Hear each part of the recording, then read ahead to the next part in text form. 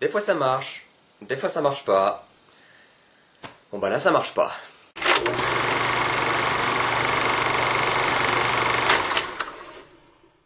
Les filles du Dr March, ou Little Women de son titre VO, réalisé par Greta Gerwig, est l'énième adaptation du célèbre roman de Louisa May Alcott, que j'ai pas lu. Ce film rejoint donc la multitude d'autres adaptations, comme celle-là, ou celle-là, pour ne citer que celle-là.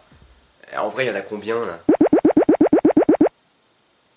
Oh, c'est tout?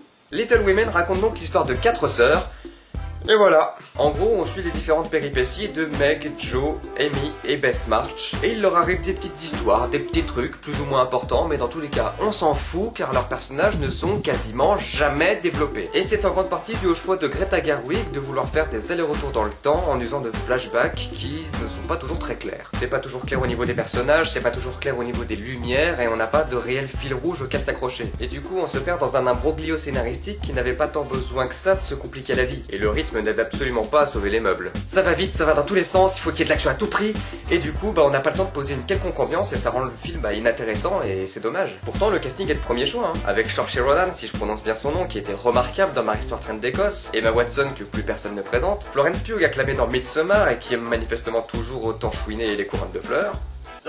Petit bémol quand même pour Emma Watson qui je trouve fait trop jeune pour jouer la sœur aînée comparée à Emma Stone qui était prévue à la base. Et bien évidemment Timothée Chalamet qui joue toujours aussi mal. Sans déconner, je ne l'ai jamais vu dans un seul film où il jouait bien, et là c'est un véritable boulet qui n'a aucune importance dans le script en plus d'avoir le charisme d'une poignée de porte. Et ça sera sans parler de Louis Garrel qui qu'est-ce qu'il fout là au juste? Je veux dire, il est à l'affiche là mais je comprends pas pourquoi. Et pour terminer, la musique composée par Alexandre Desplat est énervante. Là aussi, il faut qu'il y en ait partout, tout le temps. Chaque scène, ou presque, est accompagnée d'une musique. Oh, voilà une scène qui est censée être émouvante. Vite, sortez les violons et jouez-moi quelque chose de mielleux. D'accord.